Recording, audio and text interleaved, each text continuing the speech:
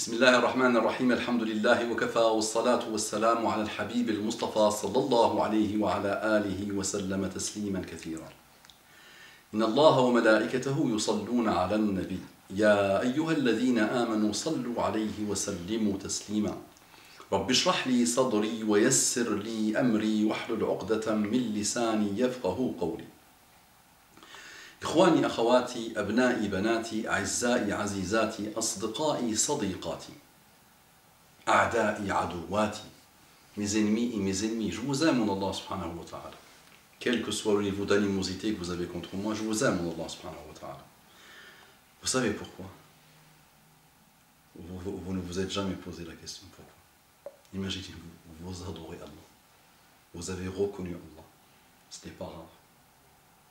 La moitié du paradis, c'est vous, les musulmans. La moitié du paradis, c'est vous, les musulmans. Et imaginez, donc la chance. En plus, la Ummah de Muhammad sallallahu alayhi wa sallam, celle qui tient 1400 ans, celle qui a peuplé les 1400 ans, vous êtes la moitié du paradis. Donc imagine, tu n'aimes pas quelqu'un qui peut être au paradis. Vous avez Allah, vous avez le Coran et vous avez Muhammad sallallahu alayhi wa sallam. Et vous avez en commun avec moi plus de 95% des choses de l'islam. Comment voulez-vous que je vous déteste? Pour des petites choses de désaccord. Imagine. C'est pour ça que je vous aime. C'est pas pour le plaisir de dire j'aime mes ennemis. C'est vraiment je vous aime, Wallah. Vous êtes sacrés par le fait que vous adorez Allah, que vous avez reconnu Allah. Vous savez combien de millions et de milliards d'années de personnes qui ont refusé de reconnaître Allah ou pas? Est-ce que vous pouvez imaginer combien de personnes depuis Adam jusqu'à l'avènement de Muhammad sallallahu alayhi wa sallam qui ont refusé Allah et qui continuent à le refuser? Vous êtes fiers et heureux de dire il y a 1,5 milliard de musulmans sur terre. Et les autres, les 6 milliards autres, ils sont quoi? Donc je vous aime vraiment, un amour pur et sincère en Allah subhanahu wa ta'ala. Assalamu alaikum wa rahmatullahi wa barakatuh. Que la paix d'Allah subhanahu wa ta'ala, sa miséricorde et ses bénédictions soient sur vous mes frères et sœurs partout dans le monde, mes frères et sœurs non musulmans. Qu'est-ce que vous attendez? Je sais que vous avez de très belles valeurs, de la fitra, de la pureté, de la condition primaire. Vous avez des bonnes choses que vous avez su et vous avez pu développer grâce et à cause de votre histoire. Vous avez vraiment de bonnes choses en vous. Il manque un peu de sincérité et un peu de détachement des médias et de la cathode. Des médias et de la cathode. D'accord? Si vous le faites, vous allez rencontrer Allah subhanahu wa ta'ala, vous allez vous réconcilier avec vous-même, vous allez devenir une paix, un délice pour l'humanité. Il y a une miséricorde pour l'humanité. On entre directement dans le vif du sujet. Je vois encore une fitna totale. Je vois encore une inondation, un tsunami causé par même pas une centaine de mots. Même pas, une cinquantaine de mots. Bismillah. Mélanie, alias Diams, est une femme musulmane, libre et responsable. Inch'Allah. Je n'adhère pas personnellement à sa façon particulière de porter le foulard et le jilbab, entre parenthèses, robe ample, couvrant le corps, mais je respecte profondément sa conviction, son choix, de ce qu'elle pense être juste. Il existe une diversité d'interprétations à l'intérieur de l'islam, et dans la reconnaissance des principes fondamentaux, il faut se respecter, s'écouter, dialoguer, s'accepter. Dès que cet article, dès que quelques mots sont sortis, Matmati a préparé l'annonce de la vidéo pour le dire à Tariq Ramadan, tu n'es pas d'accord avec le jilbab de Mélanie. Si Matmati le fait, vous dites très bien, ça chasse dans les égos. D'accord? Pas de problème, c'est l'habitude. Il attend juste quelque chose pour l'amour de sa vie, le moindre faux mouvement de l'amour de sa vie, pour attaquer. D'accord? Maintenant, quand je vois des blogueurs, des faiseurs d'opinion, vraiment des gens qui se prennent, subhanallah, pour la référence absolue du bien, attaquer, donner l'occasion à la populace d'attaquer encore et encore et encore. Alors que Tariq Ramadan lui-même est revenu sur ces quelques paroles pour les réexpliquer encore. Maintenant, billahi alaykum, je vous mets en défi jusqu'à la fin des temps. Est-ce que vous avez déjà vu quelqu'un qui exprime un petit désaccord de cette manière? Est-ce que vous l'exprimez comme ça? Est-ce que vous avez déjà vu dans le monde musulman, ou non musulman, quelqu'un qui exprime, qui n'est pas d'accord avec une manière, juste une manière, en disant elle a le droit de s'habiller comme elle veut? Regardez, Mélanie Alessandre, c'est une femme musulmane. Regardez, l'éloge. Libre, l'éloge. Et responsable, l'éloge. Je n'adhère pas personnellement à sa façon particulière de porter le foulard et le djilbab.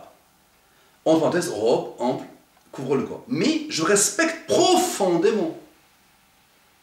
Moi, j'aimerais bien que quelqu'un soit en désaccord avec moi comme ça. Wallah, ici, on a cette manière d'exprimer un petit désaccord avec le frère ou avec la sœur. Wallah, le monde s'apaise. Nous sommes l'origine de l'embrasement du monde aujourd'hui. Ne le mettez pas sur les koufars. Arrêtez de dire ça. C'est nous sommes l'embrasement et on va l'embraser encore et encore. Pourquoi? À cause de notre mauvaise. On n'a rien à voir avec l'islam, moi je vous dis. Avec la paix islamique, on n'a rien à voir. Donc là, vous êtes en train de le lyncher. Les blogueurs sont en train de le lyncher. Donc vous exprimez que vous n'avez rien à voir avec Tariq. Que vous ne pouvez pas vous mettre, vous, dans une phrase avec lui. Regardez la manière avec laquelle il dit, mais je respecte profondément sa conviction, son choix de ce qu'elle pense être juste. Il existe une diversité d'interprétations à l'intérieur de l'islam. Et dans la reconnaissance des principes fondamentaux, il faut se respecter, il faut se respecter, s'écouter, dialoguer, s'accepter. Maintenant, je vais vous poser une question. Moi-même, moi-même, quand on m'a présenté cette...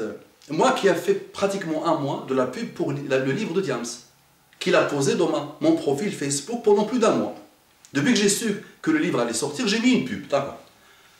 Je voulais voir la chose en direct. Je n'ai pas vu, j'étais en voyage.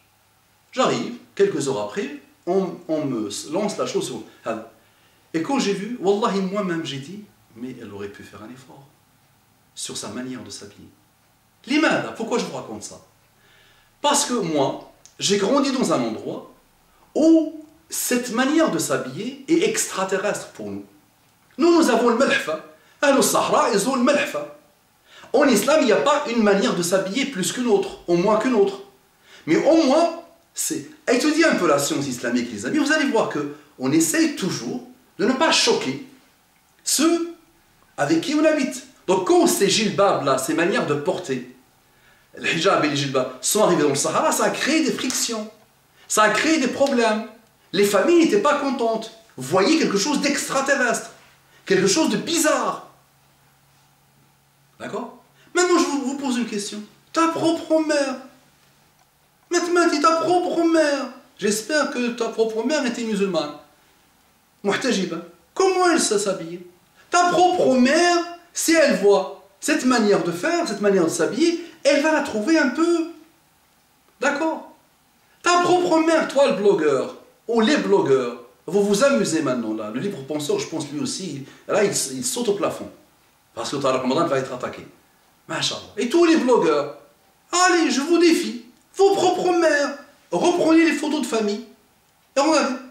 Et montrez-leur la photo de quelqu'un qui porte le hijab de cette manière-là. Et on dit, ah ouais, ça, c'est pas une manière chez nous. Chaque pays a une manière. Maintenant, on parle de France. Dans une émission, il y a 12 millions, 16 millions, 25 millions qui vont voir ça. Moi, je dis, Jazakallahu kulla khair, Mélanie. Je te respecte beaucoup et je t'admire beaucoup. Et wallahi, rares sont ceux qui m'ont fait pleurer plus que quand j'ai lu un passage de ton premier livre. Et je suis en train, on m'a offert le deuxième et je le lis avec passion et bonheur. D'accord? Le premier livre, quand je l'ai lu, il y a un passage qui m'a fait pleurer. Je ne me reconnaissais plus, j'ai commencé à me trouver de plus en plus dur et rude, sans larmes, et je lis le passage où tu t'es prosterné par terre, ma soeur, et wallahi j'ai pleuré. Je pleurais comme un bébé, comme un gamin, comme un enfant. Donc j'ai une grande admiration. Et je te dis, tu as voulu le faire de cette manière-là, respect total. Mais c'est normal que quelqu'un puisse dire, cette manière-là, on peut faire... Moi-même qui te parle, regarde-moi. Quelqu'un peut dire à vous-même, et wallahi, quelqu'un, un soufi à l'époque, Ma vie tenue ce raisonnement, dire pourquoi tu ne te mets pas en jean, en costard, en choses simples dans la rue? Pourquoi tu te mets tu peux faire fuir les gens. J'ai toujours été en qamis. Mon qamis, il est afghan. Si Tariq Ramadan écrit la manière de s'habiller de Abu Umama, je ne suis pas d'accord, je lui dis tu as raison. Tu as raison. Mais moi je reste tel que je suis. Moi je suis à l'aise avec ce type de qamis. Voilà. Le qamis afghan, regardez-le. Mais rien ne m'interdit de mettre un autre type de qamis. Je suis ouvert aussi à n'importe quel type de qamis et je suis aussi ouvert au costard cravate. Et une personnalité que j'aime beaucoup, Allah subhanahu wa ta'ala veut m'offrir même un jean. Je vais me mettre en jean, pas de problème. Je lui dis voilà, juste le costard, tu m'offres un jean, pas de problème, mais je vais mettre en costard. Il faut que je cache mes fesses. D'accord? Le jean, tu me mets un jean ample, tu m'offres un jean ample, il n'y a pas de problème. Moi je le prends, moi je suis souple, alhamdoulilah, il n'y a pas de problème. Mais, billahi alaykum, par Allah, ouvrez vos cerveaux, arrêtez avec vos sectarismes. Regardez comment il écrit, mais d'une beauté, mais d'une pureté, mais d'une fraternité. Mais, masha'Allah, il vous apprend comment être en désaccord avec quelqu'un. Et c'est pas ça ça représente une petite partie du message. Le message, regardez ce qu'il dit, je vais le relire encore une fois. Mélanie alias Diams est une femme musulmane, mais quel bonheur, libre et responsable. Je n'adhère pas personnellement à sa façon particulière de porter le foulard. Parce que lui, Habibi, 25 ans, 30 ans de da'wah, il s'est mélangé avec tout le monde. Et il était dans tous les cercles. Et lui, il sait jauger et doser. Et les savants eux-mêmes, je vous ai lu l'autre jour un texte de Cheikh Lalla, de La Réunion, sur le hijab. Cheikh Lalla lui-même demande aux gens qui habitent dans son pays, et il leur dit voilà, vous pouvez aussi vous habiller d'une manière qui ne fait pas peur, qui ne fait pas fuir. Il leur a parlé de ce djilbab de Diams, qui est étranger par rapport à l'île de la Réunion. Il leur a dit voilà, les femmes chrétiennes s'habillent avec le hijab, mais regardez leur hijab à elles. Donc c'est normal. Imaginez quelqu'un qui met le malhfa. Si Mélanie Diams était venue avec le malhfa sahraoui, le malhfa sahraouia, mauritanienne, n'importe lequel parmi vous va dire mais qu'est-ce qui se passe? C'est un hijab parfait, la malhfa. Mais il va dire non, mais ça c'est une manière de s'habiller. Donc c'est normal. Tariq Ramadan exprime. Est-ce que Tariq Ramadan dit dans ce message je suis contre le hijab? C'est la manière de porter le hijab, il y a une infinité de manières. Les Mauritaniens ont une manière, les Algériens ont une manière, même dans des pays musulmans, telle ville, ils le portent d'une manière, telle ville, ils le portent d'une manière. Le urf, on appelle ça le urf. C'est-à-dire des manières de faire, des coutumes, d'habillement. Mais à partir du moment où le hijab joue son rôle, remplit son rôle, pudeur totale, il n'y a aucun problème. Moi, ma femme ne met pas ce type de manière. Si un jour elle vient me dire, ah bon maman, je voudrais m'habiller comme ça, je ne vais pas lui dire non. Il n'y a pas de problème. Mais le Tariq Ramadan, on a dit comment je n'adhère pas personnellement à sa façon particulière de porter le foulard et le jilbab, robe ample, couvrant tout le corps. D'accord? Il faut aussi prendre en compte celui qui vit avec toi. D'accord? Maintenant, Mélanie a pensé de notre manière, a voulu faire une autre chose. Ya, alhamdulillah, jazahallahu kulla khair, aslahallahu kulla dunya wal akhirah. Wallahi, quand on la voit parler, on oublie le hijab, on oublie ce qu'elle porte. Moi, au début, j'ai dit ça. Elle aurait pu faire un effort. Mais après, j'étais pris par ce qu'il disait. J'ai trouvé quelqu'un, masha'Allah, apaisé, heureuse, rayonnante, alhamdulillah. J'ai même dit, subhanallah, quand j'ai vu son livre, j'ai vu ce petit livre, elle aurait pu encore profiter de son livre et dire encore beaucoup de belles choses, alhamdulillah, beaucoup de bonnes choses. Moi, le livre, le premier, c'était 500 pages, je ne sais plus combien. Celui-là, le deuxième, il est comme ça, petit. Elle a eu l'occasion de dire de belles choses. Donc, je l'ai trouvée rayonnante, apaisée et apaisante, très intelligente, machallah, dans sa manière de faire. Donc, j'ai fini par oublier ce qu'elle a mis. Et ce qu'elle a mis ne me pose pas de problème, alhamdulillah. Mais j'ai le droit de dire, moi qui ai vu ma mère, qui a vu ma tante, qui a vu ma grand-mère, qui a vu toute ma famille, tous les gens s'habiller d'une manière, moi qui ai vécu la fitna. Moi, j'ai vécu cette fitna. Je l'ai vu venir. Cet habit-là qui vient de l'Arabie Saoudite ou qui vient de l'Afghanistan, quand il est arrivé chez nous, il a créé des fitans. Il a créé des problèmes gravissimes au sein de la famille musulmane dans le Sahara. Et il continue à créer ce type de malheur. Et on a aujourd'hui des femmes qui s'habillent comme ça, elles pensent qu'elles ont les clés du paradis chez nous. Parce qu'elle s'habille comme ça. Juste avec ça, elle ne prie pas la pauvre. Voilà, elle ne prie pas. Et elle pense qu'elle a les clés du paradis. Donc, il vous dit, mais regarde, mais je respecte profondément. Deeply, in English, I'm aware. Deeply. C'est ça. Profondément, subhanallah. Sa conviction, son choix, et ce qu'elle pense être juste. Il existe une diversité d'interprétations à l'intérieur de l'islam et dans la reconnaissance des principes fondamentaux. Il faut se respecter, s'écouter, dialoguer, s'accepter. Imaginons, je vous donne un dernier exemple. Un dernier exemple. Si Diams était venu avec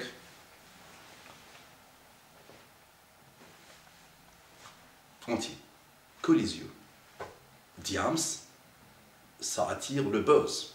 TF1 paye 2 millions d'euros pour qu'elle vienne. Même comme ça. D'accord? Le buzz. Là, c'est 200 millions de personnes qui vont voir. D'accord? Imagine si toi, monsieur le blogueur, tu dis, oui, mais elle aurait pu faire un effort. Je respecte Diams. Toi, tu ne vas pas te dire comme ça. Cette pourriture de Diams, mauvaise. Là, tu la lynches, tu la détruis. Je vous connais. On vous connaît. Donc, n'importe qui peut dire, elle fait comme ça. Non, mais elle aurait pu faire un effort. Mais moi, je dis, mais c'est quand même l'habit des mères des musulmans. Comment tu oses? Et si je le dis, j'aurais raison. Mais si je ne le dis pas, j'aurais aussi raison. Tu comprends, tu ne comprends pas? Bah, c'est exactement la même chose. Regarde la fille de Tariq Ramadan, comment il est habillé, machallah. Elle est pudique ou pas? Elle est très pudique, Allah la bénisse. Mariam, moi je pense que je l'ai vue toute jeune, cette fille. Les enfants de Tariq Ramadan, à l'époque, je les ai vus tout jeunes, à mes débuts en France. Et regarde là aujourd'hui, machallah. Elle est pudique ou pas? Elle est avec le hijab ou pas? Imaginez. Donc, si Mélanie Diams était venue avec le niqab en entier, et si quelqu'un, comme Tariq, explique avec respect total que moi je ne suis pas d'accord avec ce choix, alors qu'il dégage, on voit que Tariq Ramadan la respecte beaucoup, il admire beaucoup, il la reconnaît dans son combat, mashallah, et dans ses évolutions. Donc voilà, Wallahi, c'est vous aujourd'hui, vous jouez les malins avec Mélanie, mais demain, vous risquez de lui bousiller le moral, avec vos manias, avec votre méchanceté, avec votre pourriture dans l'esprit. Wala hawla wala quwwata illa billah. Et Matmati. Mais Matmati, s'il te plaît, Matmati. Taqillah. Taqillah. Crains Allah subhanahu wa ta'ala. Il attend le pour, mais ça, le niveau de Tariq, tu ne peux pas, mon ami. C'est pas possible. Regarde la puissance avec laquelle il exprime. Et sachant qu'il n'a pas fait ça pour exprimer son désaccord, voilà, on n'entre pas dans sa ligue. Il a écrit, Tariq Ramadan a écrit, il a une belle plume, machallah, une plume pure, subhanallah. Et avec souplesse, avec intelligence, avec brio, machallah. Et là, vous le lâchez. Et quand tu fais un blog, maintenant je vais vous apprendre quelques règles. Le début qu'on apprend aux enfants musulmans, au tout début, d'accord? Quand tu veux poster ça, et tu veux jeter Tariq Ramadan dans la scène publique pour qu'on le massacre, d'accord? Et quand tu mets des témoignages de filles qui ne sont pas d'accord, qui attaquent Tariq et qui font, mais au moins fais aussi d'autres témoignages pour équilibrer. Non? C'est islamique ou pas? C'est musulman ou pas? Le juste milieu. Et là, tu auras fait le tout. Et après aussi, développe les deux raisonnements. Moi, je suis d'accord avec Mélanie, je suis d'accord avec Tariq Ramadan. Mais elle ne me pose aucun problème. Et de par ma culture à moi, je connais le malhfa. C'est cet habit-là qui, mon urf à moi, c'est celui-là. Donc, va aller étudier un peu ce que disent les ulama par rapport à l'urf. On ne doit pas trop déstabiliser les gens. C'est-à-dire, mais tu ne te l'appliques pas sur toi, Mustafa. Moi, Mustafa, je me mets en costard cravate, ça ne me pose aucun problème. Et quand je vois une mosquée qui se joue malin, ou très malin, je me mets en costard cravate. Il faut leur dire, les amis, mais c'est ouvert. Mais je suis plus à l'aise avec un qamis. D'accord? Akramakumullah, taqullah, craignez Allah subhanahu wa ta'ala. Assalamu alaikum wa rahmatullahi wa barakatuh.